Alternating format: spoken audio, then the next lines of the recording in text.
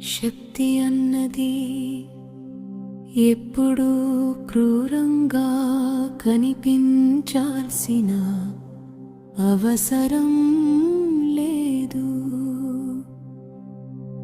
కొన్నిసార్లు అది దానశీలతగా, వినయంగా, ఆదరణ పొందిన రూపంలోనే కనిపిస్తుంది.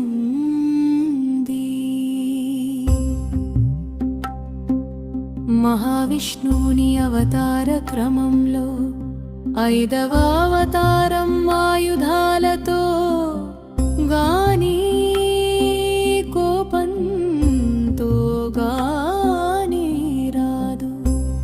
అది వినయంతో వస్తుంది. ఇది వామనావతారం కథ, బలంతో కాదు, బుద్ధితో, సమర్పణతో, విశ్వ సమతుల్యతను పునః స్థాపించిన దైవావతారం.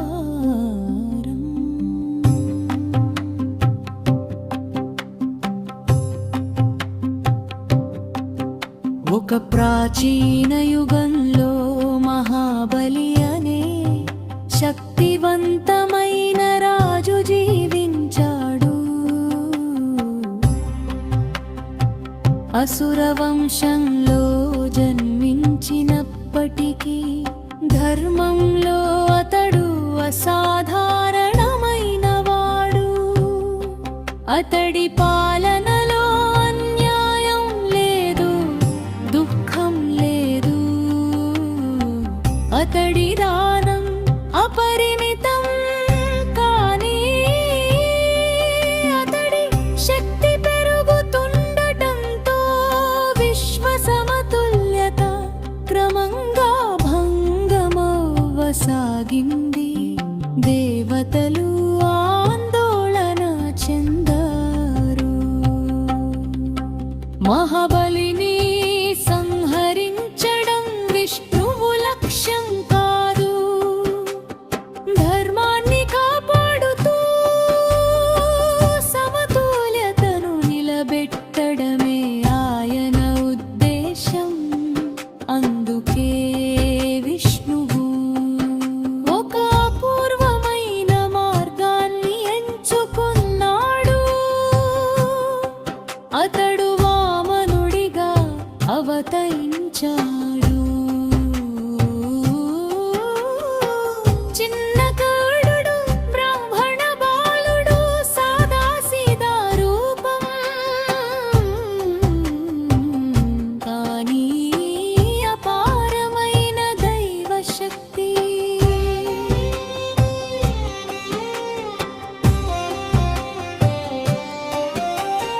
మహాయాగం జరుగుతున్న సమయంలో వామనుడు మహాబలిని సమీపించాడు. తన కోరికను వినిపించాడు. 3 అడుగుల భూమి మాత్రమే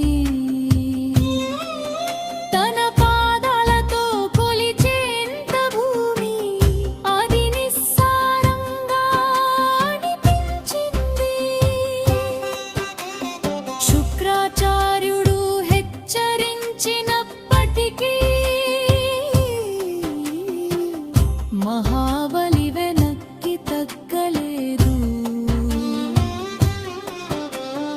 ఒకసారి ఇచ్చిన మాట తిరిగి తీసుకోకూడదని అతడు నమ్మాడు.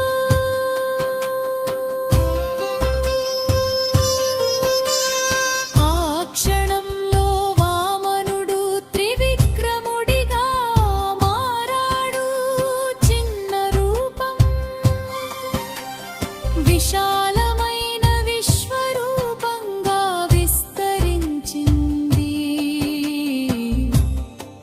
మొదటి అడుగుతో భూమిని కొలిచాడు. 2వ అడుగుతో ఆకాశాన్ని కొలిచాడు.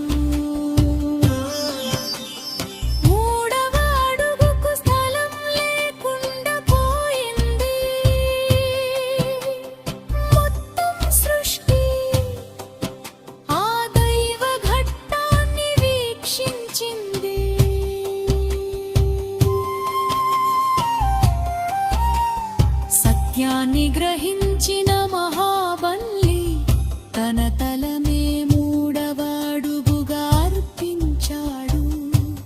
విష్ణువు సౌమ్యంగా తన పాదాన్ని మహాబలి తలపై ఉంచాడు. అతడిని పాతాళానికి పంపాడు. అది శిక్ష కాదు, అది అనుగ్రహం, అమరత్వం, గౌరవం. సంవత్సరానికి ఒకసారి తన ప్రజలను దర్శించే వరం. మహా